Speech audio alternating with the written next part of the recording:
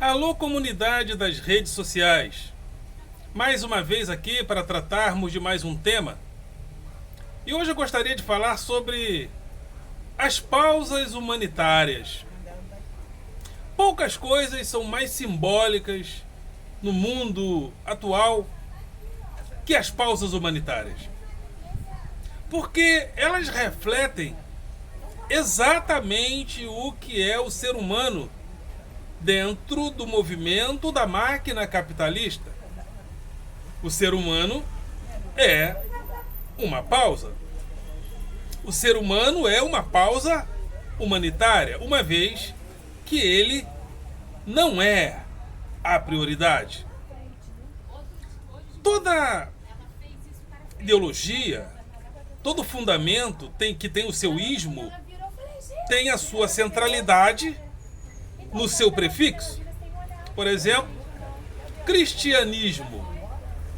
O ismo procede o Cristo, ou seja, cristianismo. Então, se nós temos um humanismo, o centro ou a centralidade deveria ser ou seria o ser humano. E se temos um capitalismo, temos um sufixo do capital, ou seja, capital mais ismo, a centralidade está no capital. Mas a pausa humanitária, ela é importante porque ela identifica quem é o ser humano dentro do modelo capitalista, que tem, dentre os seus fenômenos, a guerra. A guerra é um fenômeno pertinente à máquina capitalista. Até chegarmos à máquina capitalista, segundo Deleuze e Guattari, nós tivemos algumas outras máquinas que nos precederam. A máquina territorial. A máquina territorial, quando ela estava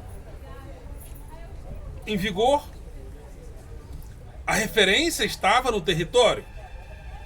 Então, os grupos humanos, as tribos, se baseavam no território e diante do território que emergia, os seres humanos, os homens e mulheres, pintavam seus corpos para referendar o território. Imitavam o canto dos pássaros para identificar no cântico o território. Os seres humanos batiam tambores, e os tambores representavam os deuses da natureza que estavam presentes. Era a máquina territorial. A máquina territorial se transforma, ou seja, ela é substituída pela máquina despótica, onde toda a gestão da vida dos homens e mulheres estavam no corpo do déspota. O déspota era a medida do valor. Então, tivemos grandes déspotas, Xerxes, Artaxerxes na Pérsia, tivemos os faraós no Egito e até entre os israelitas tivemos figuras como Davi. E essas figuras representavam no seu corpo a medida do valor. Tanto é que um côvado era a distância entre o cotovelo do rei até a ponta dos seus dedos. O corpo do rei determinava inclusive a medida das distâncias. Mas na modernidade substituímos essas máquinas pela máquina capitalista, que tem como referência o capital e os registros do capital que estão nas instituições do capitalismo, principalmente nas instituições bancárias. E ao substituirmos as máquinas anteriores pela máquina capitalista, transformamos essa máquina na referência, na maneira de organizarmos toda a sociedade, ou seja, a sociedade se organiza através do movimento do capital. Então, até que ponto nós podemos falar em valores humanitários? Não que eu seja contra, não que eu esteja solicitando o seu fim, mas se o capital é a referência, qual é o valor, qual o lugar do invólucro humano dentro desse movimento? Porque se somos uma sociedade capitalista, é capital, estamos no capital mais ismo, estamos tendo como centro o capital e não o ser humano. É por isso que eu falei do corredor humanitário. O corredor humanitário, a pausa humanitária, representa exatamente o que nós somos como seres humanos dentro do movimento do capitalismo. Nós somos uma pausa, nós percorremos um corredor. E o que é um problema humanitário? O que seria ou o que é um crime humanitário? Antes de começar, de dar continuidade, desculpe eu estar sempre suando assim. Além de eu suar bastante, nós estamos sentindo um calor absurdo aqui na Baixada Fluminense. Mas voltemos. Os valores humanitários, ou as leis de direitos humanos, surgem a partir de 48, com a perspectiva de que o Estado não deve sobrepujar a liberdade do indivíduo, sobrepujar a liberdade do cidadão. Porém, quando nós enquadramos o Estado dentro das leis humanitárias, nos esquecemos de também incluir e enquadrar o capital. Como se o Estado não dependesse dos movimentos do capital para agir da maneira como ele age. Uma crítica de Marx foi a crítica ao Estado burguês. O Estado é burguês, então, em uma utopia, o Estado, após a implantação do socialismo, da ditadura do proletariado, o Estado deveria ser eliminado, uma vez que o Estado representaria, segundo Marx, o apogeu da classe burguesa, que promove as desigualdades impetradas por aqueles que detêm os meios de produção. E esse Estado burguês ele é criticado em muitos lugares, como, por exemplo, a Escola de Frankfurt, a partir da década de 20, com a sua revista social.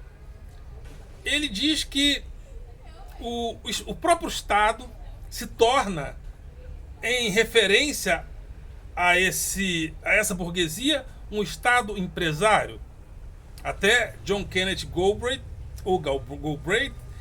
escreve o novo Estado industrial. O Estado, para acompanhar o movimento industrial do capital, se torna também um Estado industrial. Se o Estado, que deve promover os direitos humanos, está aliado ao capital, está aliado à indústria e hoje está aliado ao capitalismo financeiro, qual é o lugar do ser humano? O ser humano está dentro de um corredor humanitário. O ser humano é uma pausa humanitária dentro dos movimentos do capital, sobretudo hoje, onde nós temos maldades aparentemente sem maldosos. As indústrias que promoveram, que foram financiadas pelo nazismo, tinham seus industriais, tinham seus capitães de indústria. As empresas que forneciam o gás que matava milhares de judeus. Porém, o capital se mundializou e o capital não é mais aquele capital onde as pessoas enriquecem por serviços e produtos majoritariamente, como acontecia antigamente. Eu até estava comentando isso antes com a minha irmã e com minhas primas. Antigamente tínhamos aquele rico que vendia serviços e produtos e enriquecia. Hoje, com a concentração de renda. O que faz as pessoas enriquecerem muito mais são as marcas. As marcas que têm valor no mercado financeiro. E essas marcas que vendem pacote no mercado financeiro. Não tem rosto, porque até nós participamos dos valores do seu acúmulo. Por exemplo, as grandes plataformas, nós estamos aperfeiçoando-as.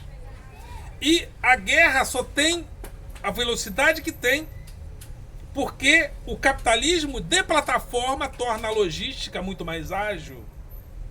Logística essa que se aperfeiçoa principalmente através da tecnologia da guerra. Então a guerra é um elemento fundamental na expansão do próprio capitalismo e das suas tecnologias. E quem somos nós, seres humanos? Uma pausa humanitária. Nós somos um corredor. Nós percorremos como seres humanos em um corredor humanitário. É por isso que eu tenho dito: precisamos de uma reforma. Não fazemos reformas constitucionais? Precisamos reformar os direitos humanos para que ele seja um direito à excelência, para que o ser humano seja incluído nele com mais excelência e, sobretudo, para que o capital também seja enquadrado dentro das responsabilidades humanitárias. Cobramos de Netanyahu, cobramos de Putin, cobramos de A ou B, cobramos de Lula, mas o Estado foi atravessado, o movimento do capital, as regras que impunham limites ao movimento do capital foram desconstruídas, foram flexibilizadas no Brasil, principalmente a partir de Fernando Henrique. Então o capital atravessa o mundo, e os valores da guerra, os valores da máquina da guerra ocorrem com o valor das marcas que financiam a guerra. Então não há como cobrar dos estados sem cobrar do capital. Então precisamos de um direito humano novo, ou seja, reformado, que cobre não só do Estado, mas que cobre do capital responsabilidades humanitárias, para que nós não sejamos seres humanos apenas restritos a corredores humanitários. Então eu proponho a reforma dos direitos humanos. Os direitos humanos precisam de uma ampla reforma, onde a responsabilidade humanitária esteja no Estado, esteja no capital, principalmente hoje, onde o poder econômico é muito maior no movimento do capital, no movimento financeiro, porque o capitalismo se tornou o capitalismo financeiro. Antigamente, tínhamos impérios econômicos, Estados Unidos, Inglaterra. Só que o imperialismo acabou. Por quê? Porque não é mais o Estado que regra, que dirige o movimento do capital. Lá era o imperialismo, agora não. O capital circula mundialmente com uma velocidade ímpar e o valor econômico dele sobrepuja em muito a cada dia o poder do Estado, pelo menos economicamente. Então, não podemos cobrar responsabilidades humanitárias do Estado sem cobrar responsabilidades humanitárias do capital. Por isso é que eu solicito: vamos reformar os direitos humanos para que ele seja não um direito como princípios básicos, como princípios fundamentais de direitos à pessoa humana, mas que ele seja um direito à excelência para todas as pessoas humanas. Ok, galera? Vocês são do coração.